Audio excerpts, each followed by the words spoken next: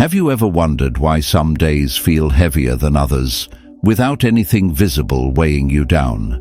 It's not always what we carry in our hands, but what we carry in our hearts and minds. Silent obligations, outdated beliefs, unresolved emotions, and connections that no longer bring meaning.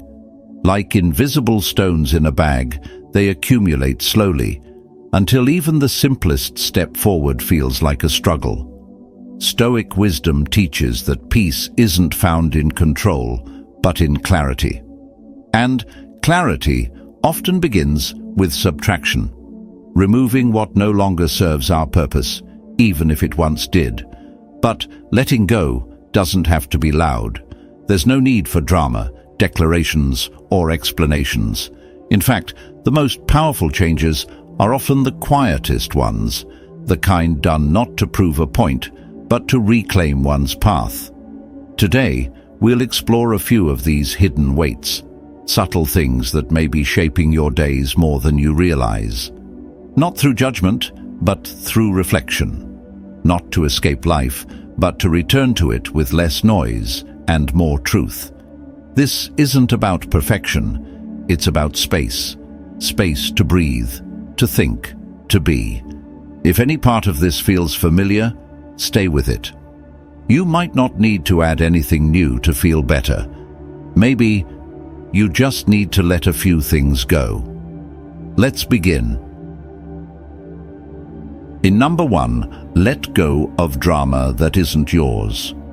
Have you ever noticed how easily other people's problems become your own? A friend in constant crisis, a family member always caught in conflict, a loved one whose pain spills into every conversation. At first, it feels natural to step in, to comfort, to help, to fix. But over time, the line between compassion and self-neglect begins to blur. The Stoics teach that peace is a discipline, one that requires clarity about what belongs to us and what does not. Tranquility, wrote Marcus Aurelius, is found when we free ourselves from the weight of others' affairs. It sounds simple, but when emotions and relationships are involved, detachment feels almost like betrayal. Consider the story of John, a middle-aged man working full-time while caring for his aging parents. When his younger brother fell into debt and emotional turmoil, John stepped in, again. He offered money, advice, even took on extra work to help. Months passed. The brothers' situation barely improved, but John's health declined, his patience wore thin, and the peace at home was lost. One day, his mother gently asked, "Why are you carrying his burden as if it's your own?" The question struck deep. In his effort to protect, John had forgotten a simple truth. Every person walks their own path. Letting go of others' drama doesn't mean turning your back. It means recognizing your limits. It means understanding that true support empowers others. It doesn't replace their responsibility.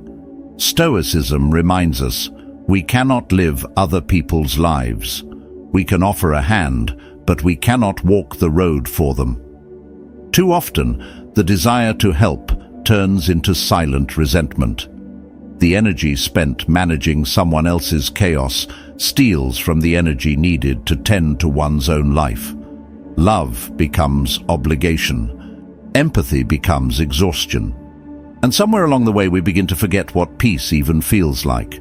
The Stoics would call this a confusion of roles. Epictetus warned against trying to control what lies beyond our sphere. And another timeless reminder from Seneca echoes this truth. A man who is at peace with himself needs nothing from anyone. Peace doesn't come from solving everything. It comes from knowing what is and isn't yours to carry.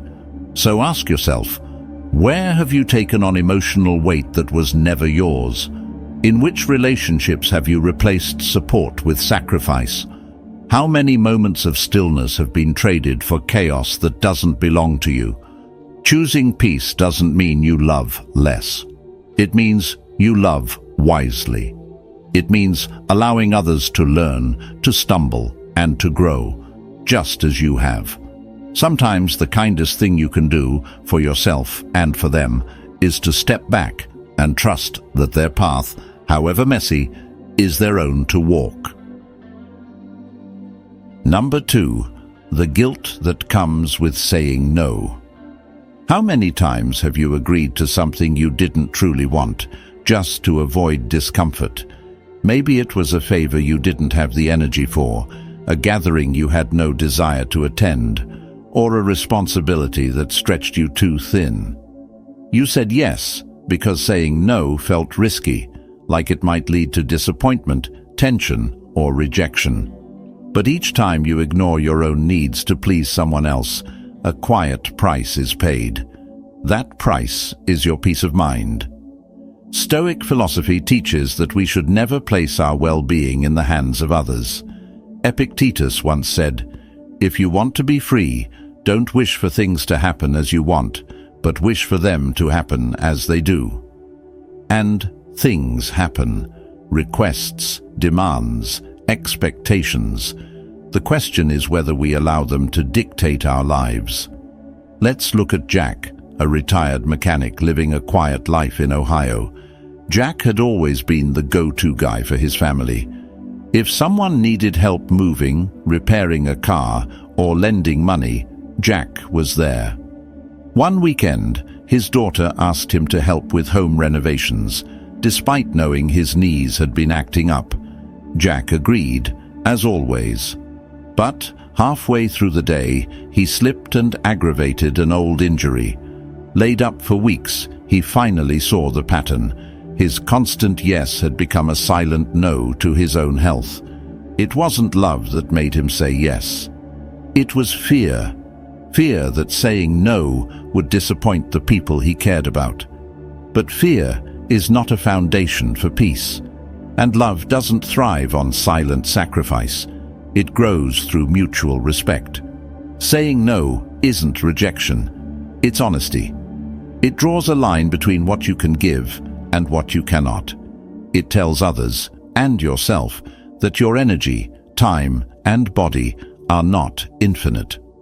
Marcus Aurelius reminded himself daily, never value the approval of the crowd over your own inner compass. True integrity is found in listening to that inner voice, even when it trembles. The first no might feel heavy. The fear of being seen as selfish or unkind may surface, but over time, clarity replaces anxiety, and you may find that people begin to respect your boundaries, perhaps even more than your sacrifices. Ask yourself, how often have you traded peace for approval? How many yeses were born from guilt, not generosity? And what might your life look like if your choices reflected your values, not your fears? To say no is to protect what matters: your health, your priorities, your freedom. As Seneca once said, no person has the power to have everything they want, but it is in their power not to want what they don't have, and to cheerfully put up with what they do have. Choose wisely what you carry, because sometimes the strongest boundary is the quiet courage to say, "Not this time." Number 3. Who you were is not who you are. There are moments when the past calls louder than the present. A familiar scent, a photograph, a quiet afternoon. Suddenly, the mind drifts to a different time. Maybe it was 20 years ago when strength came easier, when life felt full of purpose, or when responsibilities gave a clearer sense of identity.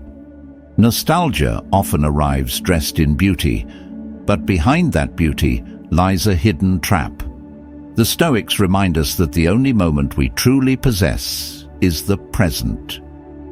Seneca wrote, "A man who suffers before it is necessary suffers more than is necessary. When we cling to a former version of ourselves, we suffer twice, once for what we believe we've lost, and again by refusing to embrace who we are now." Nostalgia idealizes the past. It smooths over the rough edges, highlighting the joy while blurring the pain. But memory is selective. It doesn't always tell the whole truth. What we miss isn't always the reality. It's the feeling, the sense of certainty, youth, or importance we associate with that time. And in doing so, we unfairly compare our current self to a version that may never have been as perfect as we remember. Take the example of Linda, a former nurse in her early 60s. Her days used to be filled with urgency and purpose. Now retired, she finds herself struggling with silence.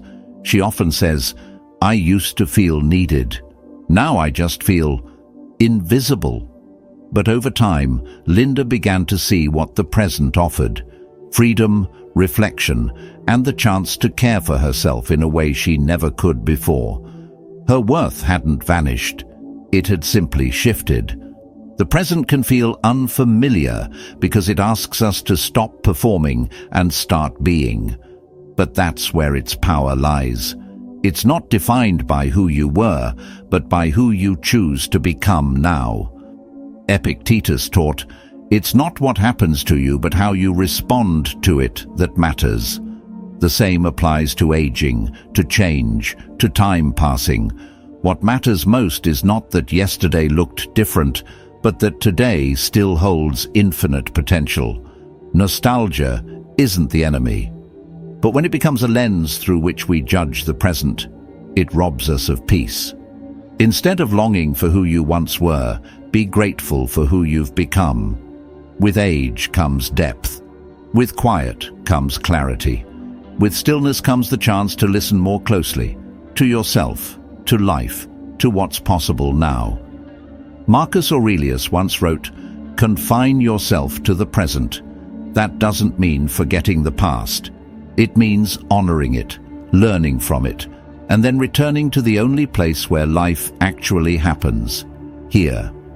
So ask yourself, what part of your past are you holding on to that's keeping you from embracing today? You haven't lost yourself. You've evolved. And in that evolution lies wisdom, strength, and the quiet joy of being fully present. You are not who you were, and that's not a loss. It's growth. Number 4. When love becomes emotional dependence. There comes a quiet moment in life when the roles begin to shift. The children who once needed you for everything now move forward with lives of their own. Careers, relationships, responsibilities, and priorities that no longer revolve around you. For many, this transition brings not only pride, but also a quiet ache. It's natural to want closeness, to feel remembered and needed. But when your emotional well-being begins to depend on how often they call, how much time they offer, or how deeply they validate your place in their lives, something subtle begins to shift. Love turns into longing, connection becomes expectation, and the relationship can quietly become unbalanced, not out of malice, but because time and change are inevitable. Stoic wisdom reminds us that nothing outside our control should govern our peace. Epictetus said, "Nothing in the world has power over you unless you allow it." When your happiness hinges on someone else's actions, even your children's, you surrender that peace. This kind of emotional dependence doesn't always announce itself. Sometimes it hides in small gestures, a comment when weeks pass without a visit, a sigh when a message goes unanswered, or that quiet emptiness that follows every unmet expectation. But here's the truth: only you can fill that space. Your children were never meant to carry the full weight of your fulfillment. Consider Martha, a retired librarian from Indiana. After her children moved away, she waited for calls that didn't come as often as she hoped.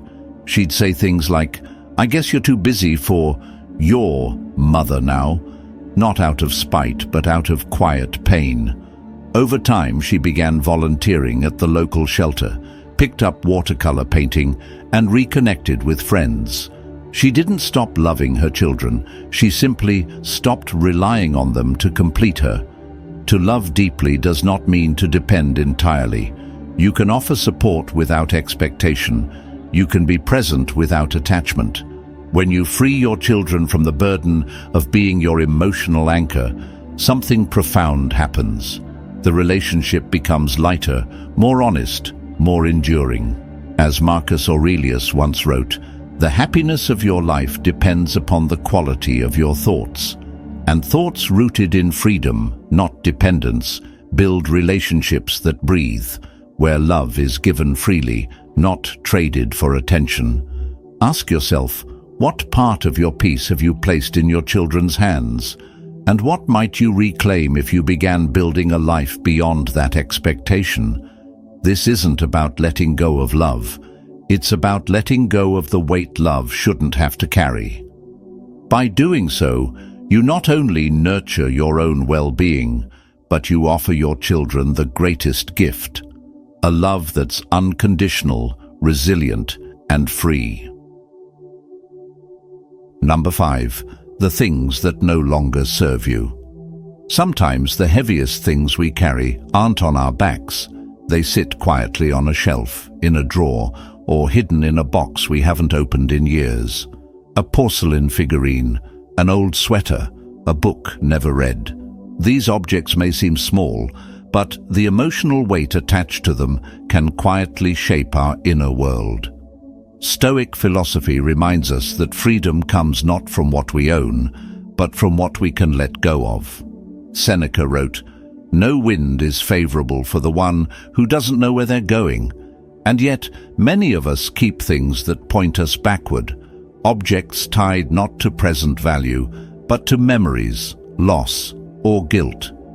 Consider Bill, a retired teacher in Virginia. While clearing out his attic, he came across a cracked music box that once belonged to his mother. He hadn't touched it in over a decade. "It reminds me of her," he said, "but I don't even like the tune anymore." He kept it not because it brought him joy, but because parting with it felt like letting go of her memory. But memory doesn't live in objects, it lives in us.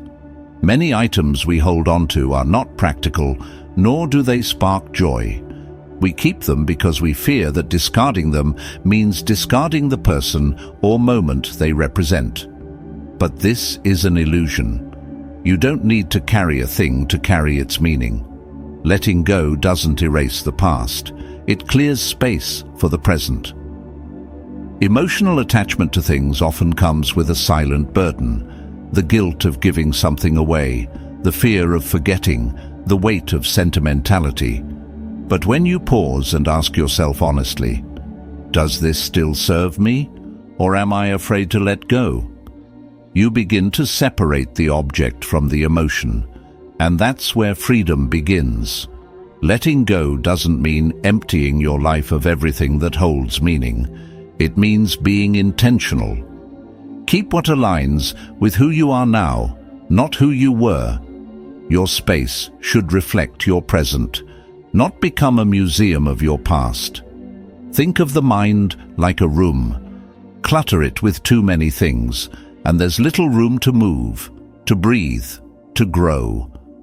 But when you clear away what no longer fits, you make space, not just on your shelves, but in your thoughts, your energy, your direction. Marcus Aurelius once said, "Very little is needed to make a happy life. It is all within yourself, in your way of thinking." And sometimes, changing the way we think starts with a simple act, letting go of what no longer belongs. So take a moment, look around, ask yourself, not with guilt, but with honesty, is this bringing me peace, or is it just here out of habit? Because the things you choose to keep should support your life today, not anchor you to a version of it that's already gone. Number 6. Relationships that drain more than they give. As we grow older, something becomes clear. It's not how many people are in your life that matters. It's who. In youth, there's often a desire to be surrounded, to be liked, to belong. But with time comes the understanding that not all relationships are equal. Some uplift, others quietly erode your peace. The Stoics spoke often about the company we keep. Seneca once advised, "Associate with people who are likely to improve you." And yet, many find themselves entangled in relationships that do the opposite. Those that take more than they give, that leave you feeling heavier, not lighter. These relationships aren't always dramatic or overtly toxic. Sometimes they come cloaked in familiarity. A friend who only calls when they need something. A relative whose words subtly chip away at your confidence. A long-time connection that no longer aligns with your values. They may not mean harm, but their presence drains your emotional reserves day by day. Think of emotional energy like sunlight in a garden. If weeds grow unchecked, they crowd out the flowers. They absorb light, water, space, leaving little for what's meant to thrive. The same is true with people. When you allow draining relationships to linger without boundaries, they take up room meant for growth, joy, and clarity. This doesn't always mean cutting people out completely. Sometimes, the solution is a shift in how you engage. Boundaries are a form of wisdom, not rejection. You can care from a distance, listen without absorbing, be present without being consumed. Consider James, a former firefighter in his late 50s.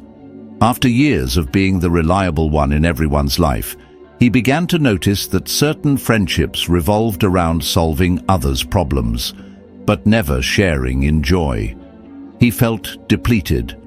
After a long reflection, he began setting boundaries, answering calls less frequently, saying no without guilt, and investing more time in relationships that brought balance. What he found wasn't loneliness, it was clarity.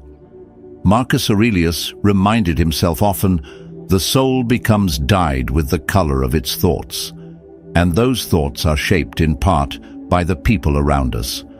If a relationship consistently leaves you anxious, insecure, or emotionally empty, it may be time to reassess, not out of anger, but out of respect for your own well-being. Ask yourself, who in your life brings you peace, support, and inspiration? And who pulls you into a cycle of negativity, guilt, or emotional fatigue? It's not selfish to protect your energy. It's essential, because when you are at peace, you can offer presence instead of resentment, love instead of obligation. And from that place of strength, you'll attract the kind of connections that nourish, not deplete, the soul. Number 7. Stop explaining yourself.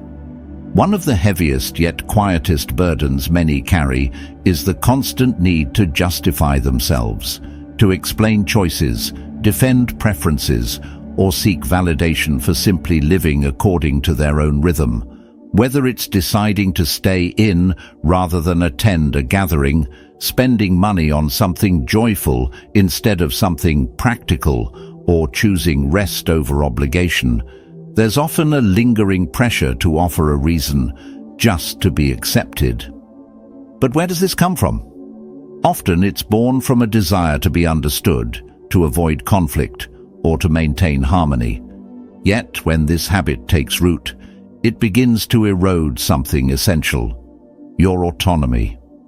Slowly, your peace becomes dependent on how others perceive you, and you shrink, not in worth, but in confidence. Marcus Aurelius cautioned, "If you worry about what others think, you will be their slave." And there's truth in that. When your choices must pass through someone else's judgment before feeling valid, you no longer live for yourself.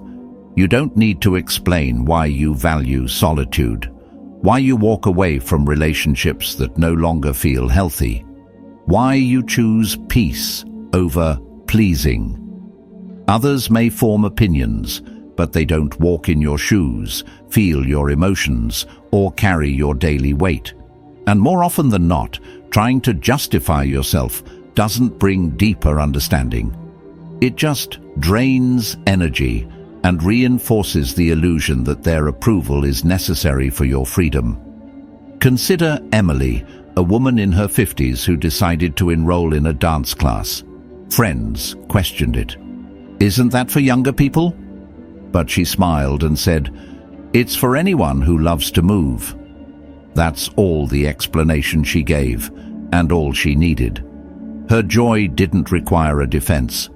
Letting go of the need to explain doesn't mean closing off or being cold. It means standing rooted in your own values. It means saying, "This is what I need right now," without apology. That kind of clarity isn't arrogance, it's self-respect. Epictetus once said, "Don't explain your philosophy, embody it." Your life will always speak louder than your words. Live with intention, not for permission. Ask yourself, how many times have you stayed silent about a dream, delayed a decision, or avoided a change, just to avoid being judged? And how would your life feel if your choices no longer required consensus? People's opinions are temporary. Your peace of mind, however, can last a lifetime if you choose to protect it. The next time you feel the urge to justify, pause, breathe, and remember, you don't owe anyone an explanation. To live authentically is not to reject others, it's to honor yourself. And when you do that, you free not only your time and energy, but your very spirit. Because in the end, the most powerful kind of freedom is the one where you no longer ask for permission to be who you already are. If you've stayed until the end, it means you're someone who values clarity, growth, and the quiet strength of letting go. That deserves recognition. Take a moment and comment, "Live lightly" below, just to let it be known. You're choosing peace over pressure, freedom over fear. If this message resonated with you, consider sharing it with someone who might need a gentle reminder that they too can release what no longer serves them. Sometimes a simple word is enough to spark a new beginning. And if you're ready to continue this journey, there's more ahead. More reflections, more insight, and more tools to help you live with intention and inner calm. You don't need to carry everything. You're allowed to set it down. And when you do, you create space for something far greater, the life that's waiting to meet you. Until next time, stay grounded, stay light, and keep moving forward.